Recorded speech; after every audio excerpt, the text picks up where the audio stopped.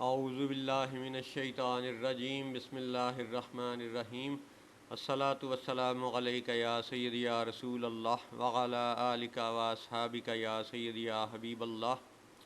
الحمدللہ لاہور شہر سے آج یہ 19واں پروگرام ہے اس عنوان پر کہ توحید اور کلمہ طیبہ کے چند حقائق۔ آج بروز اتوار 18 شوال المکرم 1442 ہجری اور 30 مئی 2021 ہے۔ 19ویں پروگرام میں اب آج کا کلمہ طیبہ سے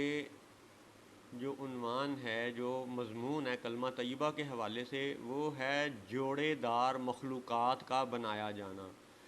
یعنی آپ یہ دیکھیں کہ یہ دین توحید ہے اور اللہ تعالیٰ واحد ہے، اللہ ایک ہے۔ لیکن سب سے پہلے دلچسپ بات تو یہ بھی بیان ہو چکی کہ اللہ تعالیٰ نے جو حتمی کلمہ جاری فرمایا آخری امت کے لیے،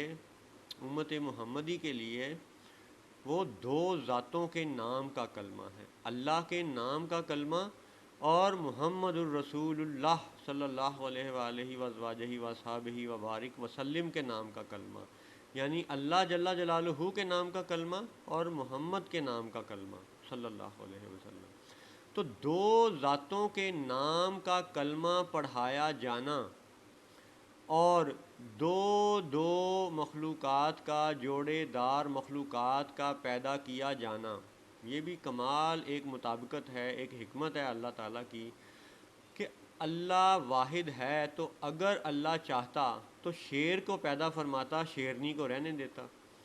مرد کو پیدا فرماتا، عورت کو رہنے دیتا، بکرے کو پیدا فرماتا، بکری کو رہنے دیتا، مرغے کو پیدا فرماتا، مرغی کو رہنے دیتا، وغیرہ وغیرہ۔ یعنی ایک ایک مخلوق کو اللہ تعالیٰ پیدا فرما دیتا تاکہ اس کی وحدانیت کی جھلک مخلوقات پہ یوں عیاں ہو جاتی کہ ہر چیز واحد واحد اور ایک ایک میں ہو جاتی۔ شیر ہوتا،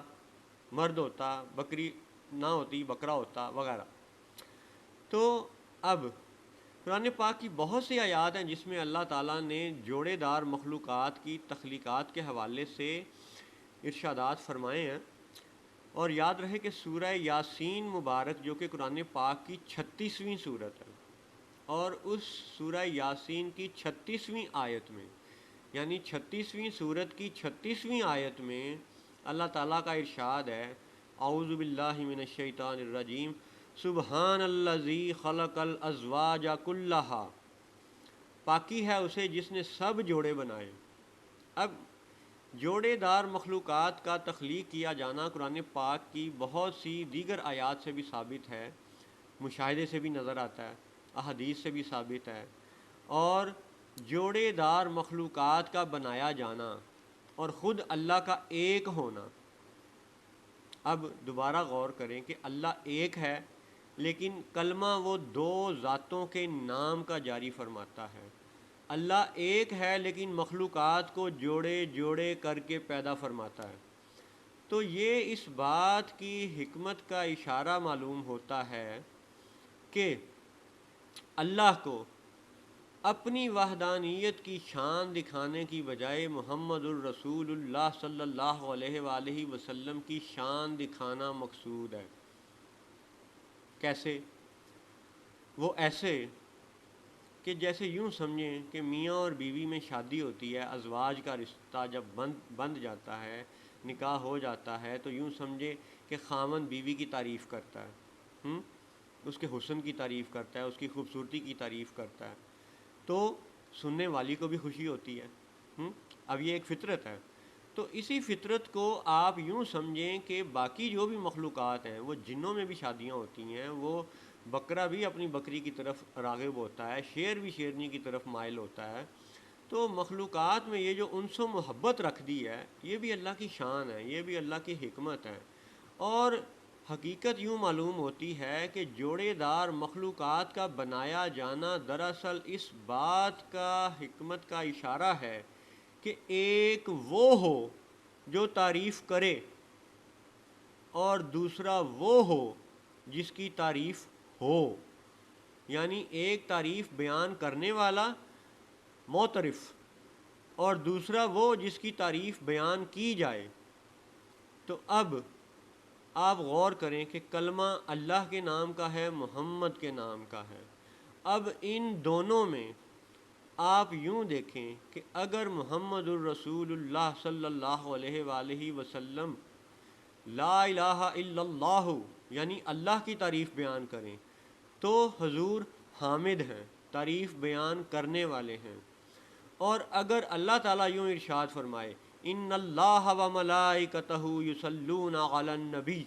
یا ایھا الذین آمنوا صلوا علیہ وسلموا تسلیما صلی اللہ علیہ وسلم، تو جب اللہ تعالیٰ تعریف بیان فرمائے، اللہ تعالیٰ تعریف بیان فرمائے، اللہ تعالیٰ درود بھیجے، تو پھر حضور محمد ہے، یعنی حضور حامد بھی ہیں اور حضور محمد بھی ہیں۔ تو جوڑے دار مخلوقات کا بنایا جانا اس بات کی دلیل ہے کہ جب اللہ تعالیٰ اپنی شان وحدانیت میں اکیلا جلوہ گر تھا اور پھر اس نے یہ چاہا کہ کوئی ایسا ہو جو اسے پہچانے، تو محمد الرسول اللہ صلی اللہ علیہ وسلم کے نور کو تخلیق فرمایا گیا، اور پھر طویل طویل عرصے تک وہ ایک دوسروں کے جلووں میں رہے، اور پھر رب تعالیٰ کو اس اپنی پہلی مخلوق پہ اس قدر پیار آیا، ایسی محبت کا وہ معاملہ ہوا